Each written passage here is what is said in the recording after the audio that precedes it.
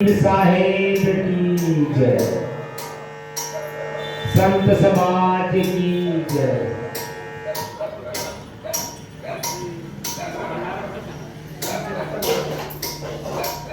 बोलिए रामचरित्र भक्त की जय। आप सामने तो सामने बैठो, पाछे न बैठो, क्योंकि हम आपसे संवाद करते हैं, सुनेंगे। हम बस बैठ नहीं पाए थे, पैर हमारा दर्द।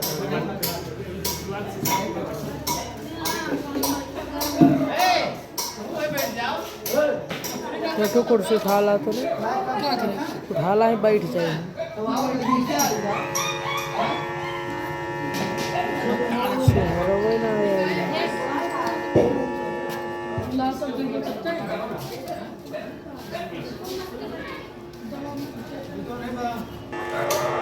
ध्यान मूलं गुरोर्मूर्ति, पूजा मूलं गुरोपरम्, मंत्र मूलं गुरुर्वाक्यं, मोक्ष मूलं गुरुकृपा। गुरुर्ब्रह्मा गुरुर्विष्णु, गुरुर्देवो महेश्वरः, गुरुर्साक्षात् परं ब्रह्म, तस्मै श्री गुरुवे नमः। तस्मै श्री गुरुवे नमः। थोड़ा सा आवाज कम करिए।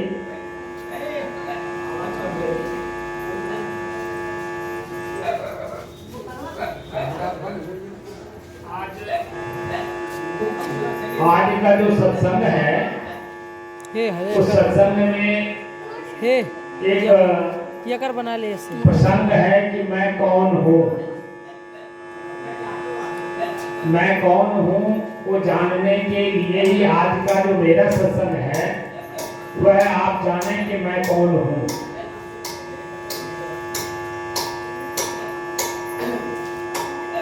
ये जो भंडारा सत्संग यज्ञ स्वाध्याय चिंतन मनन होता है, यह अध्यात्म में होता है। और अध्यात्म शब्द अपने आप में खुद ही कह रहा है कि मैं कौन हूं।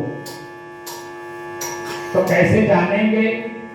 जो अध्यात्म शब्द है, उसी शब्द के बारे में हम जान लें तो तुरंत समझ में आ जाएगा कि मैं कौन हूं। यह अध्यात्म कहता है। अध्यात्म शब्द का संधि विच्छेद करेंगे तो अधिधन आत्म होता है, और अधि अधूरा शब्द है जिसका अर्थ नहीं निकल सकता। जब अधि शब्द को पूरा करते हैं तो उसमें दो शब्द बनता है, अध्याय और अध्ययन प्लस आत्मा। अब अध्याय और अध्ययन दो शब्द जब मिला, उसका अर्थ निकाल लें।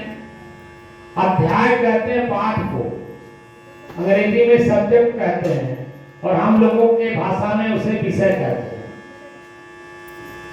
और अध्ययन माने खोज होता है। तो खोज करना है तो किसका खोज करेंगे?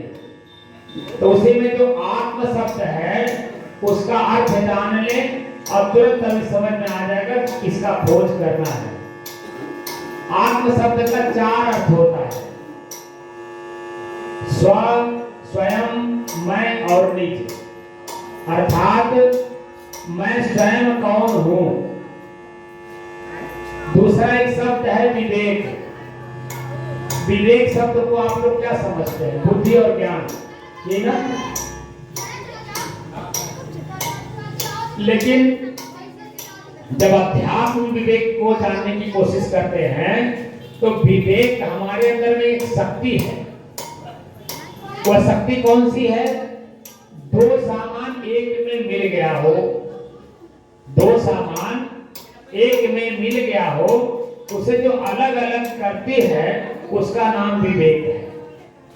बनाते हैं। अब यहाँ पर एक प्रश्न है उसी विवेक के ऊपर, क्योंकि दो सामान एक में मिला हुआ है, अलग अलग करना है।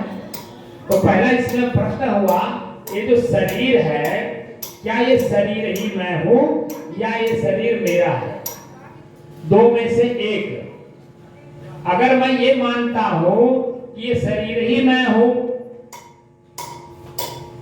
तो वहां पर एक प्रश्न मेरा अलग है, जो भी शब्द जो मंत्र के रूप में हमें दिया जाता है, हमारे यहाँ बावन है, मंत्र में भी चालू है, चालू है। जितने लोग हैं उतने तरह का मंत्र देते हैं, है ना? आपको क्या मिला है? आपको मिला होगा कि सकलो दुर्मत दूर कर अच्छा जन्म बनाओ। क्यों? तो किसको कहा जा रहा है? क्या आँख को कहा जा रहा है कि कान को कहा जा रहा है? इसका प्रयोग करने वाला जो शरीर और शरीर के अंगों का प्रयोग करने वाला है उसको कहा जा रहा है कि सकलो दुर्मत दूर कर। ये अपना बना रहे चूतिया, ये अपना बना भाई, अपना शरीर के अंगों का प्रयोग करने वाला वो कौन है? क्या आंख से देखा हुआ दृश्य मैं हूं? आंख से जो देख लिया गया किसी को भी ये नहीं पसंद, आदमी के रूप में या कोई सीनरी हो, प्रकृति का कोई स्थान हो, तो क्या हुआ मैं हूं? एक होता क्रिया, एक होता प्रतिक्रिया। तो क्रिया आंख कर रही, देख रहा, लेकिन हम कभी अपने ऊपर प्रतिक्रिया नहीं करते कि देख कौन रहा। अगर प्रतिक्रिया करते तो धीरे धीरे बात समझ में आती कि आंख ने देखा, तो क्या आंख देख करके पहचान रहा है? अगर आंख देख करके पहचान रहा है तो मुर्दे का भी तो आंख खुला है, तो वो भी देख के पहचान लेता। उसके सामने यानी मुर्दे के सामने उसकी पत्नी, बच्चे या परिवार का कोई सदस्य छाती पीट पीट के रोते हैं, तो आंख देखता तो बोलता कि क्यों रो रहे हो? पापा क्या हुआ है? मतलब हुआ कि आंख का प्रयोग करने वाला आंख के पीछे कोई है, तो वो कौन है? बात समझ में आ रहा कुछ? क्यों? कोई बात समझ आ रहा नहीं? हमको ये जब दिवाकर शाम को मिल गए गुरु जी हम लोग कभी पंथी है कैसे कहें कि जब हमारे यहाँ जो प्रवचन होता है उसको कबीर साहब की वाणी बोली जाती है। तो मैंने कहा उदाहरण दिया कि आप लोग तो बनिया हो, किसान नहीं हो, है ना, शुद्ध कबीर पंथी नहीं हो, तो क्यों कहे हमको बनिया क्यों कह रहे हैं?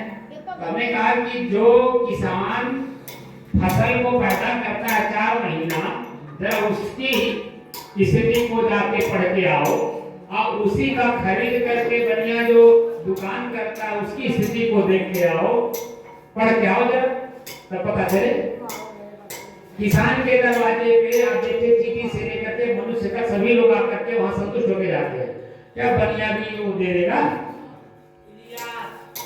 तो आप लोग बनिया है, हम लोग वास्तविक कबीरपंथी, क्योंकि हम लोग चेतना में रहते हैं, संवेदनाओं को समझते हैं, दूसरे के दिल की धड़कनों को समझने का प्रयास करते हैं। वास्तविकता क्या है, वास्तविकता से हम कितना दूर हैं सबका तुमसे कहना है कि? तो हमारे कबीर पंथ की वाणी इस समय में जय गुरुदेव हो गए, निरंकारी हो गए, व्यास वाले हो गए, बहुत साफ है बहुत सारे लोग हो गए हैं। कबीर साहब कह रहे हैं, कबीर साहब कह रहे हैं, कबीर साहब कह रहे हैं, ऐसा कहते हैं, लेकिन वो वाणी अपना बोलते हैं छाप कबीर साहब का। अब बीजक कोई पढ़ता नहीं, क्योंकि मूल ग्रंथ बीजक और साथी ग्रंथ कबीर साहब की है, और उसको तो कोई पढ़ता नहीं, ना उसका कोई चर्चा करता, अपनी मन की बात बोलते हैं, उसी में कबीर साहब का छाप लगा देते हैं। तो कबीर साहब के छाप लगा देने से हृदय का जो ग्रंथि है वो टूटेगी, सोटी छूटा ही नहीं, कबीर पंथी कैसे हो गए? हमारे यहाँ कहा बताया जाता कबीर कौन है? का माने काया, वीर माने जीतने वाला, काया माने शरीर, शरीर में जितने प्रकार की आदत हो उसको जो जीते वो जो कबीर हुआ।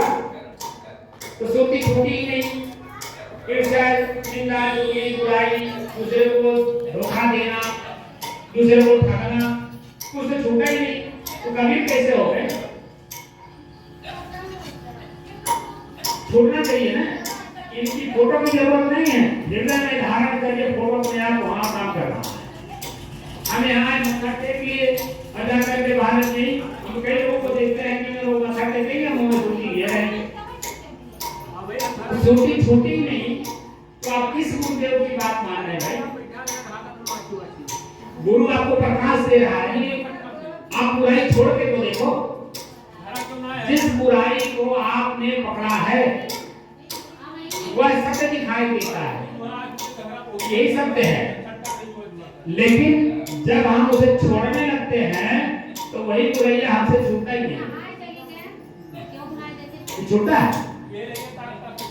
आपसे बताएं, इस समय में एक बुराई घर घर पैदा हो गई है, मालूम नहीं आपको? चाय,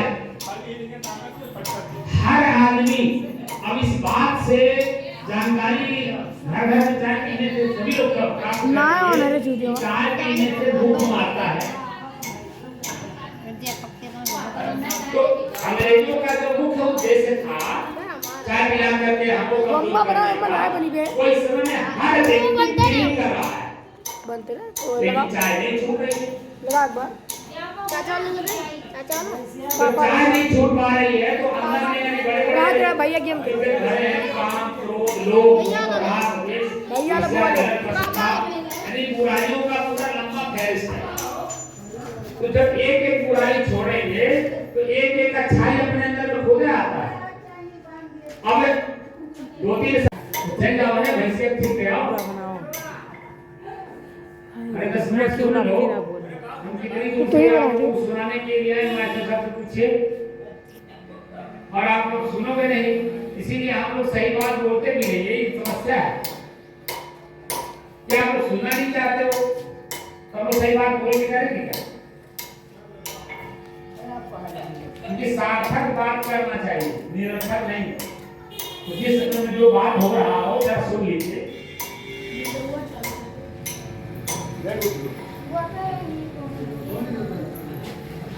तो सबसे बड़ी समस्या ये है कि इसी शरीर में मैं कौन हूं, कैसे जाना जाए?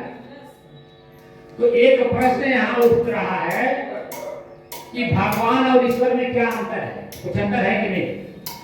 मास्टर साहब आप बताइए, भगवान और ईश्वर में कुछ अंतर है या नहीं? बताइए क्या अंतर है? भगवान और ईश्वर, ईश्वर वो है जो दिखाई नहीं देता। भगवान मतलब ना से रंग, वहाँ से वायु, ना से नीर, ये सब मिला के भगवान को हम देख सकते हैं। ईश्वर वो है जिसको हम देख नहीं सकते, लेकिन क्या कहते हैं, महसूस करते हैं। नहीं, भगवान तो आपने कहा, मेरा सीधा सीधा सा कहना होता है कि आपका शरीर भगवान है। क्योंकि किसी भी भगवान को अगर आप पूछते हो तो उसको क्या पूछते, फोटो में हो चाहे साक्षात मूर्ति के रूप में हो, तो रूप ही तो है, यानी शरीर। तो शरीर क्या हुआ? वही तो आप बताए, भूमि, जल, गगन, वायु, आग और जीव, यानी पंच प्रकृति यानी शरीर हो गया। और ईश्वर क्या है? ये तो महत्वपूर्ण जानने वाले हले रे ये है जो जिससे हम बात करते हैं, आपको देख सकते हैं, अंदर जो हमारे हवा वो क्या कहते हैं, शक्ति है, वो ईश्वर एक साधन है।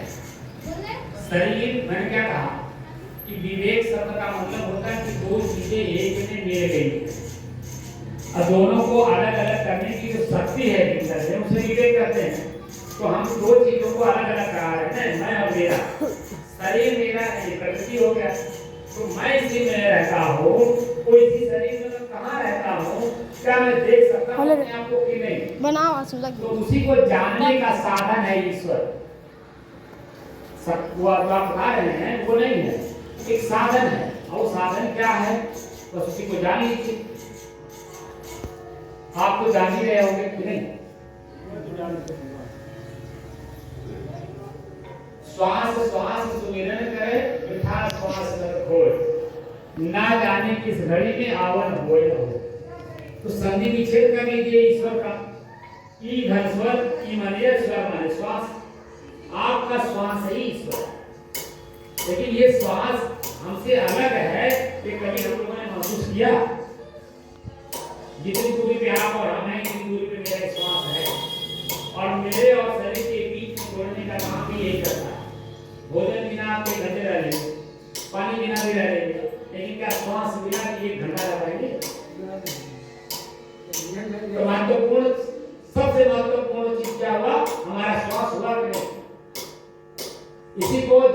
कहा जाता है, प्राणवायु भी कहा जाता है। वो भाषा अलग अलग है, शास्त्रों में हम पढ़ते हैं, उसमें अलग अलग जगहों पे अलग अलग तरीके से इसका प्रयोग किया गया है। हम लोग आप लोगों को सीधे सीधे बता रहे हैं कि कुछ करना नहीं है। ये जो श्वास है, इसी श्वास को आंख बंद करके महसूस करिए कि मेरा श्वास कैसे चल रहा है। अगर आप मन में किसी प्रकार का कोई चिंता वाली बात लेकर के चिंतित हो रहे होंगे तो आपकी श्वास की गति तेज चलेगी, जिसको डॉक्टर साहब लोग क्या कहते हैं, ब्लड प्रेशर बढ़ गया। वो अंग्रेजी का भाषा है ब्लड प्रेशर। तो ब्लड सर्कुलेशन तेज हो गया, तो कैसे तेज हुआ? हवा है तो उसको तेज कर रही है, तो हवा ही तो ट्रांसफर करती है ना। तो हवा जो हमारे शरीर का तेज हुआ तो श्वास भी हमारी श्वास तेज हुआ, तो ब्लड सर्कुलेशन भी तेज हुआ। तो श्वास को कैसे हम कंट्रोल करें, ब्लड प्रेशर को सामान्य कैसे बनाएं? ब्लड प्रेशर अगर बढ़ जाए तो सामान्य कैसे बनाएं? बहुत सरल तरीका है। एक तो दवा के रूप में आपको बता देता हूं, तो आप लोग दवा के रूप में इसका प्रयोग कर सकते हैं। इसको कहते हैं मुनक्का। हाँ, मुनक्का ले आइए, शाम को 5-7 पीस मुनक्का धो करके भिगा दीजिए और सवेरे खूब चबा चबा करके उसे खाइए, और वही पानी जो है आप पी लीजिए, तो वो अपना काम करेगा। और दूसरा जो महत्वपूर्ण चीज है वो मैं बताता हूँ आपको कि अपने श्वास को अपने से अलग होकर के देखिए, और तब तक देखिए कि जब तक आपको नींद न आ जाए।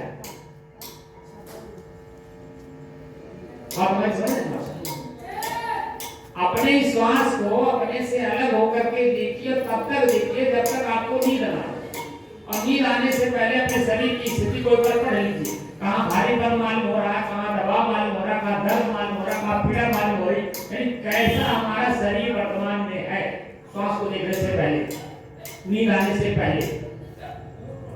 और जब नींद आ जाए, नींद आने के बाद जब आपका चेतना आती है, इसको हम कहते हैं जागृत अवस्था, तो जब आप जागेंगे उस समय में फिर अपने तत्काल प्रभाव से अपने मन को, अपने मन से अपने शरीर को एक बार पढ़िए कि श्वास को देखने से पहले और नींद आने से पहले मेरे शरीर की क्या स्थिति थी, कहाँ दर्द, कहाँ दबाव, कहाँ पीड़ा, कहाँ क्या महसूस हो रहा है।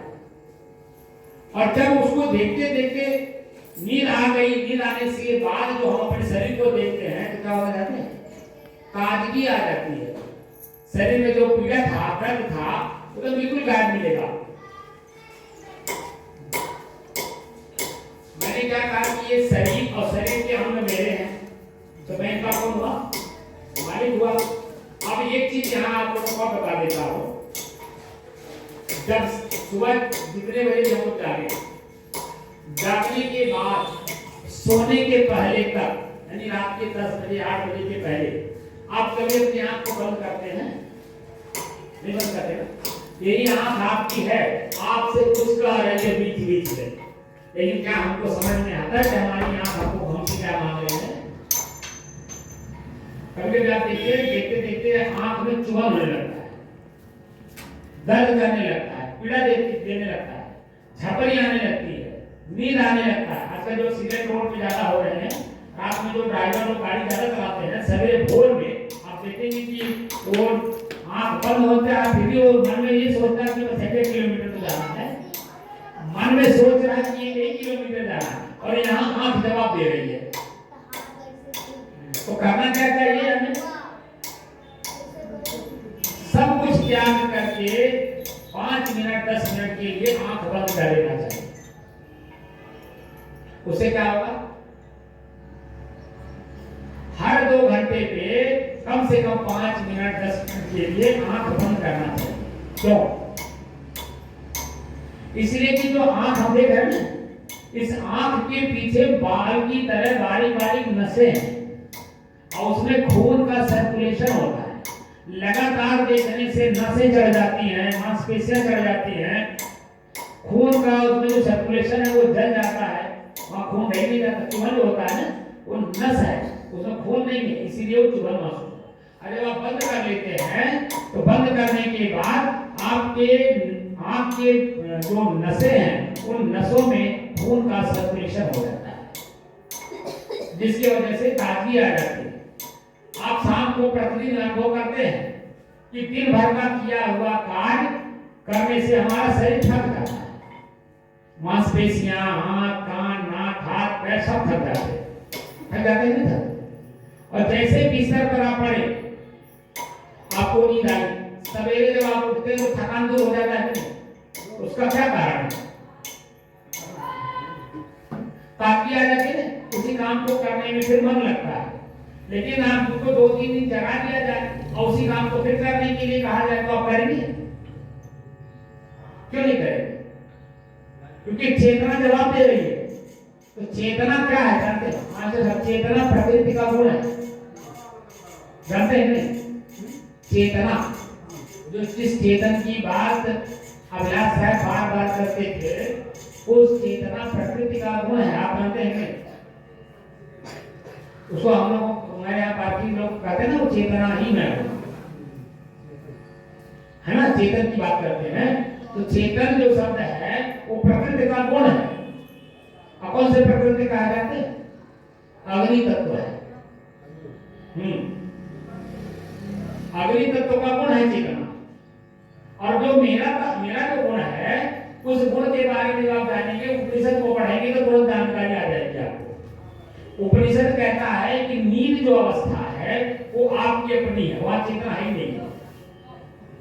क्योंकि अपने शरीर को कुछ याद रहता है तो हम नींद में रहते। हम कहाँ सोए हैं, कैसे सोए हैं, किस रूप में सोए हैं, कोई पता चलता है? ये लोग किसान हैं, खेत में काम करते करते थकान लग जाता, पेड़ का छाया पाते हुए नरक सो जाते। पता चलता है कि हम लोग बिस्तर पे सोए हैं कि मेड़ पे सोए हैं, ठेकरा में सो जाते हैं, जहाँ छाया मिलती है। वो जो जुताई हुई है उस जोते वाले खेत में सो जाते हैं, ना वहाँ गड्ढा खोजते हैं ना कुछ खोजते हैं। क्यों? क्योंकि हमारे अपने शरीर को हम जाने नहीं रहता कि मैं कहाँ बैठा हूँ, कहाँ सोया हूँ, कहाँ क्या बैठा। तो जो अपना स्वरूप है उस स्वरूप को प्रकृति की चेतना से हमें आगे जाना पड़ेगा, तब जानकारी मिलेगा। और जैसे 5 तत्व हैं अपने आप में ठोस, वैसे जो मैं तत्व है वो भी अपने आप में ठोस है। ये तो जो हम क्रिया कहते हैं, प्रकृति में क्रिया है, तो क्रिया परिवर्तन लाता है। 5 लोग, जैसे एक आदमी अकेला कर बैठा है तो अपने आप में शांत रहेगा और अपने विचारों में वो करेगा, जो उसको करना हो अपने बारे में सोचेगा। लेकिन 5 लोग अगर बैठे हों तो कोई भी व्यक्ति अपनी बात को अपने आप में नहीं संभाल पाएगा कि मैं क्या सोचना चाहता हूँ, मुझे क्या करना है, मैं कहाँ जाना है, कुछ नहीं जान पाएगा। क्योंकि कोई न कोई आदमी अपनी बात कहेगा, क्योंकि 5 लोग अलग अलग हैं। ऐसे हमारे शरीर में 5 तत्व हैं, तो 5 तत्व अपने अपने काम करते हैं। पानी अपना काम करता है, अग्नि अपना काम करता है, हवा अपना काम करता है, अपनी काम करती है, सब अपना अपना काम इसी शरीर में करते हैं। और हम आभास नहीं करते, उसको महसूस करते हैं।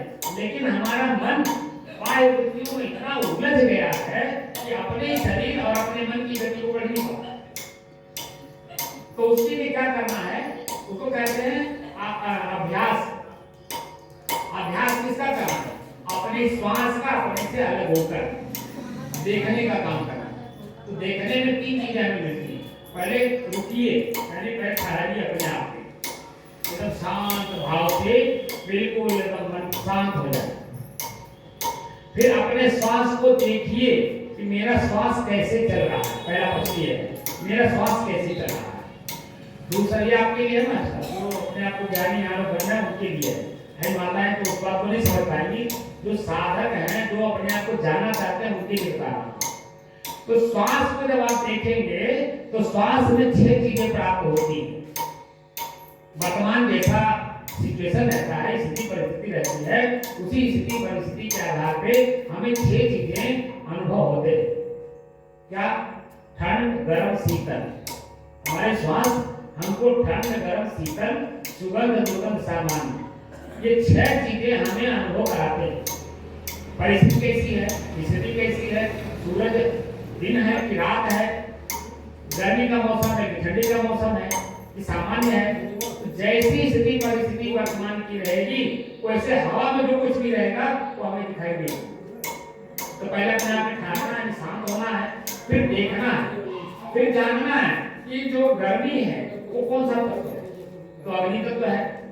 शीतलता जो हमने अनुभव करा है वो किसका है, तो पता चला जल तत्व है। सुगंध किसका है, आप देखेंगे कि वायु तत्व है, तो गंध तो पृथ्वी तत्व का है, लेकिन महसूस कौन करा रहा है, हवा ट्रांसफर करके लाया ना। तो हवा के माध्यम से जो दुर्गंध आया है वो हम महसूस कर रहे हैं, भागना नहीं है। क्या दुर्गंध आ गई, भागना नहीं है, थोड़ी देर के बाद वो दुर्गंध अपने आप हट जाएगा, आपको भागना नहीं। अगर सुगंध का अनुभव आपको नींद आ रही क्या, आपको नींद आ रही? हाँ, सत्संग में ऐसा होता है, जहाँ अपनी बात चलती है ना वहाँ मन भाग जाता है, अपनी खुद की से। हाँ, सत्संग भाग जगह होता है। तो अपने आप को जानना है, कैसे जानेंगे उसी के बारे में मैं बता रहा हूँ कि जो श्वास है, श्वास में 6 चीजें दिखाई देंगी, उसमें क्रिया हो रही है, देख रहे हैं। तो प्रतिक्रिया करिए कि कौन देख रहा है, कौन महसूस कर रहा है। क्या नाक अपने आप में महसूस कर रहा है, क्या नाक के माध्यम से श्वास अपने आप चल रहा है, हमारा नहीं तो हुआ पता चलेगा कि गाड़ी यहाँ पर बस की तो इसी नहीं। तरह श्वास चल रहा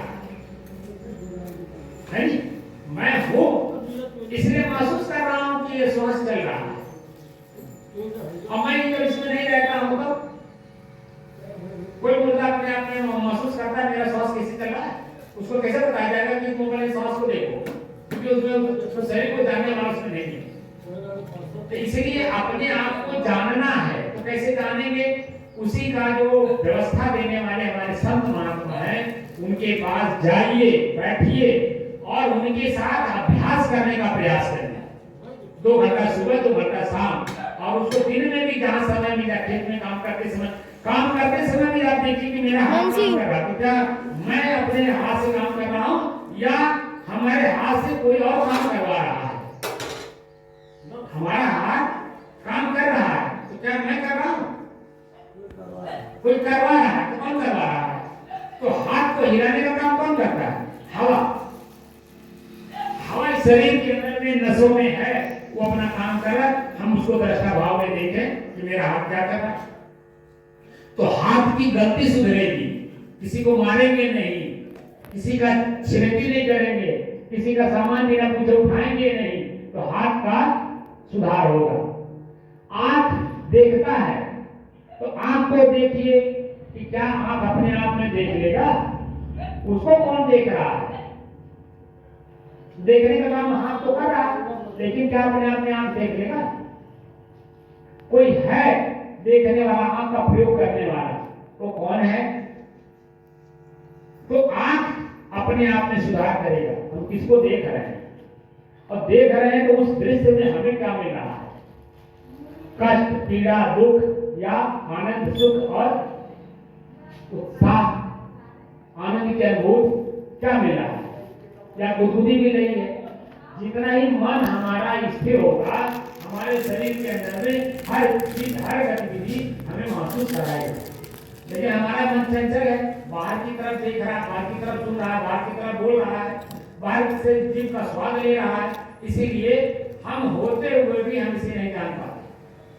तो हम अपने आप को कैसे जाने, इसी की विधि सीखना हो तो हम सिखाते हैं, लेकिन भाई उसके लिए थोड़ा समय देना पड़ेगा। और वो समय क्या है, आपका समय मुझे नहीं चाहिए, जो मेरा समय, आपका अपना समय, उसी में से समय निकालिए। कब? रात में सोने से पहले। जब आप सोने जाइए, सब काम निपटा दीजिए, सबको खिला पिला लीजिए, माता आप लोग सुन लीजिए, सब खा पी करके सो जाए, और जिस बिस्तर पे हम सोने चले उसी बिस्तर पे कम से कम 15 मिनट अपने श्वास को अलग होकर के देखने का अभ्यास करें। और जैसे ही आप अभ्यास करना शुरू करेंगे तो दिन भर का शरीर थका हुआ है, तो अपने आप में नींद आने लगेगा, बस श्वास को देखते देखते उसी बिस्तर पे लेट जाएंगे। तो दिन भर का जो कुछ भी किया आप कर्म किए होंगे, उसका जो संस्कार मस्तिष्क में होगा वो मिट जाएगा और सुख की नींद आएगी, चिंता से मुक्त हो जाएगी। लेकिन जब आप ऐसा काम नहीं करेंगे तो रोज का आप लोग अनुभव करते हैं कि घंटों हम लोग बिस्तर पे करवट बदलते हैं, लेकिन नींद नहीं आती। क्या कारण है? वो दिन भर का किया हुआ जो संस्कार आंख ने देखा, कान ने सुना है, वो बार बार दिमाग में ख्याल के रूप में आता है, बात समझ है? और उसी की वजह से हम कारण बदलते, नींद नहीं आती।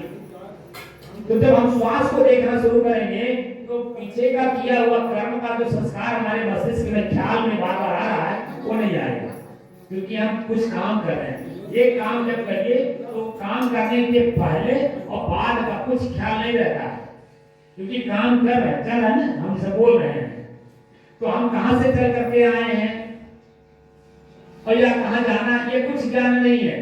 वर्तमान में बैठा हूं, मेरे सामने कौन लोग हैं और हमें क्या देना है, क्या लोग उसे सुन रहे हैं या नहीं, ये वास्तव में इस तरह का ज्ञान आप लोग पहली बार भी सुन रहे होंगे, क्योंकि हमारे यहाँ प्रवचन तो बहुत लोग किए, लेकिन साखी दोहा चौपाई श्लोक बोल करके उसी का व्याख्या कर देते हैं, लेकिन जो भीतर की अनुभूतियां हैं उसके बारे में जल्दी आपको कोई बताता नहीं। और जो अनुभूति होती है उस तरह के संत भी न वो बोल नहीं पाते, अनुभव कर लेंगे, आपको अनुभव करा देंगे, महसूस करा देंगे, लेकिन बोल नहीं पाते, ऐसे भी है। लेकिन मेरा कहना यह है कि मैं महसूस करता हूं, महसूस कराने की कोशिश करता हूं। वर्तमान में जैसे आप लोग बैठे हैं, नीचे हमारा जो पुट्ठा बोलते, क्या बोलते इसको, पुट्ठा बोलते हैं ना, जो बैठा है, और मांस नीचे दिखे, हमारे हड्डी और पृथ्वी के बीच में मांस है, वो मांस दब रहा होगा, तो जहां मांस दब रहा होगा वर्तमान में हमें हमारा मन बार बार आ जाता होगा कि यहाँ दर्द हो रहा है, दर्द हो रहा। पैर पथी मार के बैठे हैं तो दो पैर ऐसे है, तो मांसपेशियां और नसें दबती हैं, तो वहां देखिए भारीपन हमें दिखाई देगा, महसूस कराएगा, है कि नहीं? हम सब कुछ अनुभव, किसी भी परिस्थिति में हम रहे, हमारा शरीर हमको अनुभव कराता है, तो कहता थोड़ा देर के लिए जरा शरीर को बदल दीजिए। जैसे मैं बैठा हूँ तो मेरा ही पैर उठा कर थोड़ा सा ऐसे बैठ जाइए तो बड़ा अच्छा होगा। क्यों? क्योंकि दर्द कर रहा है। ये नहीं कह रहा है कि ऐसा कोई बात नहीं है, थोड़ी देर के लिए हम ऐसे बैठ जाए, वो कहता है थोड़ा देर। क्यों? क्योंकि खून का सर्कुलेशन नहीं हो पा रहा है, नस दब रही है, खून का सर्कुलेशन नहीं हो रहा है, वो भारीपन महसूस करा रहा है, इसलिए हमें दर्द का अनुभूति कराता है। तो उसको क्या करना चाहिए? जब ये दर्द हमें महसूस हो, उसी दर्द को लगातार देखना शुरू कर दीजिए। हमारे शरीर में कहीं भी भारीपन अगर कहीं दिखाई देता हो, महसूस हो रहा हो, उसी को बार बार आप देखिए, बार बार देखिए, और इतनी बार देखिए तो जितनी बार आप उसको देखेंगे तो मान लीजिए पहली बार अगर आप महसूस हो रहा है दर्द का तो 100% मान लीजिए, लेकिन जब लगातार उसको देखेंगे तो देखेंगे कि 5% होता चल रहा है।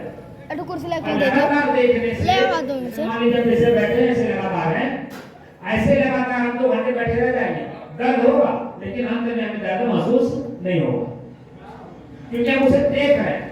किसी चीज को लगातार जब आप देखते हैं तो देखते देखते उस दृश्य का जो वास्तविक स्वरूप है वो दिखाई देने लगता है। यही आप किसी चीज अच्छा चीज को लगातार देखिए तो उसमें कोई ऐसी चीज आपको मिल जाएगा कि वहां आप अपने आप भाग जाएंगे, है नहीं? लेकिन किसी चीज को आपने देखा तो कहना भाग जाओ, तो आपको कहीं भागिए नहीं, हो सकता है उसमें बुराई में कोई अच्छाई भी हो चुका होगा, उसको ग्रहण कर लो। दोनों परिस्थितियों में आप अपने आप को पढ़िए, कौन कह रहा है? तो कहेगा कि मन कह रहा है। मन क्या है? आंख ने देखा, जैसा दृश्य सामने है वैसा भाव बन गया। तो आंख ने देखा दृश्य को, दृश्य के अंदर में जैसा स्थायी स्थिति है वो हमें महसूस कराता है, उसी को भाव बोलते हैं। लगातार उसी को देखने से भाव में कुभाव आ जाता है, जो भाव हमारे अंदर में है वो भाव में कुभाव आ जाता है। तब हमको पता चलता है यार हम क्यों देखे इसको, आंख ने क्यों देख लिया, देखना ही नहीं था। किसी की बात को सुन लिया, मन में क्रोध उत्पन्न हो रहा, तो बाद में पश्चाताप होता है यार क्यों सुन लिए, सुनना नहीं चाहिए था, होता नहीं होता है? तो जो सुनने वाला है उसको कैसे सुना जाए? कान तो है, वहां सुनाई देगा, लेकिन जो सुनने वाला वास्तव में है वहां कोई पाठ है ही नहीं है, तो कैसे सुना जाए उसको? उसको सुनने के लिए अपने शरीर और शरीर के अंगों अंग माने आंख, नाक, कान, हाथ, पैर जो कुछ भी है, पहले इसको अपने से अलग महसूस कर लीजिए। जैसे माताएं किचन में काम करती हैं, भोजन बनाती हैं, तो देखिए हर सामान अलग अलग रहता है, ये अलग है और सामान अलग है। अब इनको बनाना क्या, मन में ऊपर जाती है क्या बनाना है, तो जिस तरह का सामान बनाना है उसी तरह के सामान को पहले वो हर शुरुआत करती है। उसी में नमक भी डालना है, उसी में मिर्चा भी डालना है, उसमें मसाला भी डालना है, उसमें जीरा भी डालना है, उसमें गानी भी डालना है, सब कुछ। तो देखिए जब जिस चीज को डालती हैं एक बार मन से तोलती हैं कि ज्यादा तो नहीं हो रहा, अपने आप में खुद तोलती हैं। नमक आप पहले खड़ा नमक चलता था, आप देखेंगे कि माताएं जब अपने हाथ पे लेकर के मन से सोचती थी कि ज्यादा तो नहीं हो रहा, उसमें से 2 रोड़ा कम कर देती, तो कम रहेगा बाद में पड़ जाएगा चलेगा। लेकिन ज्यादा हो जाएगा तो ज्यादा हो जाने के बाद निकलेगा कैसे, तो वह क्या करती थी, वो अपने अंदर की भीतर की आवाज को सुनती थी। वो कहता है वो कम है ठीक बा, बाद में और पड़ जाए, हल्का सा भूखे पड़ी इतना हो वो करके डालेंगे। लेकिन अब तो भूखा आ रहा है ना, अब चम्मच से डालना होता है, तो चम्मच से भी डालते समय उसको भी तौला जाता है कि सब्जी कितना है, दाल कितना है, या जो भी सामान है उसमें उस सामान की तरह उस सामान के हिसाब से ही नमक पड़ेगा। ऐसे हमारे शरीर में जब सामान अलग अलग मालूम होने लगेगा, दिखाई देने लगेगा, तो उस सामान का प्रयोग हमें कितना करना है, कब करना है, कैसे करना, वो ज्ञान हो जाएगा। लेकिन उस वहां तक पहुंचने के बाद बोलने के लिए तो मैं बोलता चला जा रहा हूं, लेकिन उसको महसूस करने के लिए आपको पूरा जीवन देना पड़ेगा। जैसे आप गृहस्थ परंपरा में हैं, गृहस्थी को समझने के लिए आपका उम्र खत्म हो गया, आप गृहस्थी को समझ नहीं पा रहे होंगे। ऐसे हमारे साधुशाही में भी है, पूरा जीवन दे दिए। जैसे डॉक्टर साहब हैं, महात्मा जी हैं, और कई लोग घूमते रहते हैं, उम्र बीत जाता है। अभी आपने को मेला में देखा होगा, सोशल मीडिया के ऊपर आपने बहुत सारे लोगों को देखा होगा, पूरा जीवन खत्म हो जाता है, लेकिन हम अपने आप को महसूस नहीं कर पाते क्या कितना हो। और सीधा सीधा मैंने भी मास्टर साहब को बोला कि जो चीजें हम सीधे सीधे से मिल सकते हैं, पहाड़ करने की क्या जरूरत है। अरे क्रिया और क्रिया में से मैंने देखी, आंख देख रहा है तो आंख का प्रयोग कौन कर रहा है, आंख देख रहा है क्रिया हो रही है, आंख प्रक्रिया कर रही है, आंख का प्रयोग कौन कर रहा है, तो सोच में मालूम हो जाएगा कि मैं प्रयोग कर रहा हूं, मैं कौन हूं। आंख अलग है, दृश्य अलग है, भाव अलग है, देखने वाला भी अलग होगा ना, महसूस करने वाला, महसूस करने वाला अपने आप को कैसे महसूस करे। तो नींद अवस्था जो है, इसका जिक्र पुस्तकों में आया है। नींद अवस्था में आप किसी शरीर के होते हुए भी, जैसे मान लीजिए आप लोग बिस्तर में सोए पड़े, आपका शरीर ठंडी का मौसम है, आपके शरीर पर से रजाई नीचे गिर गया, आपकी पत्नी आपके शरीर पर वो रजाई उड़ाती है, आपको पता चलता है, वही रजाई ठंड भी नहीं महसूस हो रहा है। तो जो जाग रही है अपनी पत्नी, उसको महसूस हो रहा है कि रजाई के शरीर पे नहीं है, ठंड लगेगा भी, लेकिन वो रजाई नीचे गिर गया तो भी आपको आभास नहीं हो रहा, और रजाई आपके शरीर पे डाला जा रहा है तो भी तो उस अवस्था में आप कहां थे।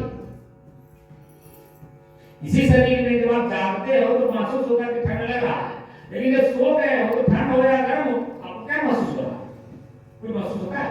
वो स्थिति जागृत अवस्था में जो प्राप्त कर ले और उसमें लगातार अपने आप की स्थिति बनाए, उसको कहते हैं आत्म स्थिति। गीता में भगवान कृष्ण संस्कृत में कहते हैं कि आत्म संस्थम मन कृत्वा किंचिदपि न चिंतयेत्।